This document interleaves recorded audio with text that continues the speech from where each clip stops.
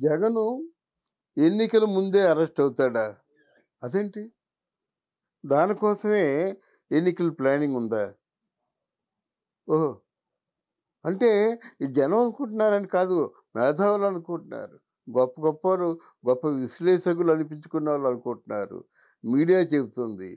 అంటే ఇక్కడ జగను వెళ్ళి గతంలో హస్తినలో ఒక చక్రం తిప్పినట్టుగా మొన్న వెళ్ళినప్పుడు ఎందుకు చక్రం తిప్పలేదు సరికదా, ఆ వేలు కూడా కిందకి వంచేశారో ఆ కేంద్రం పెద్దలు, అది జగనే చెప్పాలి.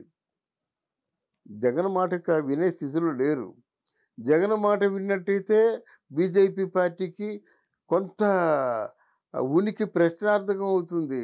బీజేపీ పార్టీని వేలెత్తి చూపేవాళ్ళు చాలా మంది తయారవుతారన్నమాట. అందువలన రాజకీయాలు వాళ్ళు బాగా పుట్టుకతో అబ్బిన విద్య వాళ్ళకి. కనుక వాళ్ళు తెలుసు, వాళ్ళకి ఎప్పుడు ఆదరించాలో, ఎప్పుడు చెప్పుకోవటాలో తెలుసు. తర్వాత జగన్ మీద కేసులు ఎక్కువ అవుతున్నాయి. జగన్ తాలూకు అఘాయిత్యాలు కానీ, జగన్ తాలూకు అసాంఘిక కార్యక్రమాలు కానీ, జగన్ తాలూకు అవినీతి కార్యక్రమాలు కానీ ఎక్కువ అవుతున్నాయి. వీటన్నిటికీ సమాధానం చెప్పుకోవాలి. మరణ శాసనాలు చాలా రాశారు వాళ్ళు. ఆ శాసనాలకేమో సమాధానం చెప్పుకోవాలి కదా. అది అందుకని ఒక పక్క భారత్ని ప్రిపేర్ చేస్తున్నాడు. ఒక పక్క ఇంకెవరైనా నెంబర్ 2 రెడీ అవుతున్నారు. వాళ్ళ తాలూకు బలగాన్ని చేకూర్చుకొని ఈ వైసీపీ పార్టీని ఆక్రమించుకోవడం కోసం మన విజయసాయి రెడ్డి ఉన్నాడు కదా, బొత్స సత్యనారాయణ ఉన్నాడు కదా, వీళ్ళకి మంది మరపులో ఉన్నారు కదా. ఎందుకో బొత్స సత్యనారాయణ నోరు నొక్కేశారన్నమాట. నువ్వు మామూలుగా ఉత్సవ విగ్రహంలో కూర్చో అంతే, నీకేం మాట్లాడే పని లేదు, నువ్వు మాట్లాడి చెప్పుకోను. ఎంతసేపు జగను ఒకటే చెప్పేవాడు, అక్కడ చంద్రబాబు నాయుడిని కానీ పవన్ కళ్యాణ్ కానీ మీరు తిట్టినట్టయితే తిట్టండి, అదే మీ పని, అదే మీ డ్యూటీ.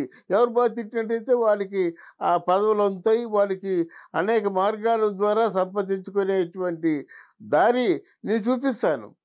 ఇంతే తప్ప పరిపాలన మీద ఏమీ దృష్టి పెట్టకుండా మొత్తం ఆయన అంటే గవర్నమెంట్ అంటే అదా, ఉపన్యాసాలంటే బూతులు పురాణం ఇప్పుకోవడమా.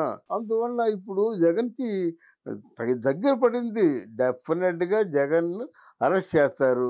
అది ఎలక్షన్ ముందా ఎలక్షన్ తర్వాత తేల్చుకోవాలి.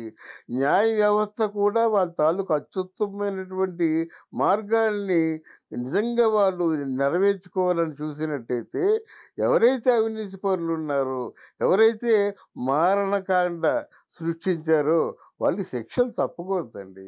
ఎందుకంటే నమ్మకం పోతుంది కదా. ప్రజా జీవితంలో ధర్మ అత్యుత్తమైన న్యాయస్థానం మీద ఎంతో నమ్మకంతో ఉంటారు. ఆ న్యాయస్థానం ఏ కారణం చేతో న్యాయదేవత కళ్ళు మూసుకున్నట్టుగా మూసుకున్నట్టయితే మరి న్యాయం జరగదు కదా. అందువల్ల మీ మారాలి, పరిపాలన విధానం మారాలి, కేంద్రంలో ఉన్న ప్రభువుల తాలూకు ఆలోచన విధానం మారాలి. ఎవరు ఏమైనప్పుడు కూడా మంచి చేసే వాళ్ళనే ప్రజలు గుర్తుంచుకుంటారు. అందరినీ ఎవరో వస్తుంటారు, ఎవరో పోతుంటారు, అదే నామకావస్థ తప్ప వాళ్ళని ప్రజలు గుర్తుంచుకోరు. ఎందుకు ప్రజలు గుర్తుంచుకుంటారు? మీరేం చేశారని. మీరేదో మేలు చేశారు కదా, మీరు మేలు చేస్తేనే గుర్తుంచుకుంటారు. కాటన్ ద్వారా మనవాడు కాదు, ఎందుకు గుర్తుంచుకున్నారు? జవహర్లాల్ నెహ్రూ, నాగార్జున సాగర్ ఎందుకు గుర్తుంచుకున్నారు? ఇందిరాగాంధీ ఉక్కు ఫ్యాక్టరీ ఎందుకు గుర్తుంచుకున్నారు? మీరు వచ్చి తీసేస్తున్నారు అన్నింటినీ. అందువలన డెఫినెట్గా జగన్మోహన్ రెడ్డి చుట్టూ విషవాయువు చుట్టుకుంటుంది. మీలో వాళ్ళే లీకులు ఇస్తున్నారు, మీలో వాళ్ళే తిరగబడుతున్నారు, మీలో ఉన్న వాళ్ళే రహస్యాలన్నీ బట్టబయలు చేస్తున్నారు. రేపు పొద్దున వీళ్ళందరికీ సీట్లు ఇవ్వకపోతే ఊరుకుంటారా? మీ రోజా తక్కువదా? మీ అంబటి రాంబాబు తక్కువవాడా? మీ కొడాలి తక్కువవాడా? చాలు మిమ్మల్ని పూర్తిగా బదనాం చేయడానికి. చాలు. ఈ దుష్ట సతీష్ నలుగురు కూడా మిమ్మల్ని జైలుకి సాగనప్పటికి వీళ్ళే కారణభూతం అవుతారు. మీకేం అనుమానం అవసరం లేదు. వీళ్ళే ఆ తిట్టిన నోరుతోనే, అంటే అపోజిట్ పార్టీ వాళ్ళని, అంటే తెలుగుదేశాన్ని జనసేనని తిట్టిన నోళ్ళే మీ మీద కూడా పడతాయి. మీ తాలూకు కూడా ఆ బొక్కలు చూపిస్తాయి ప్రపంచానికి. తస్మాత్ జాగ్రత్త.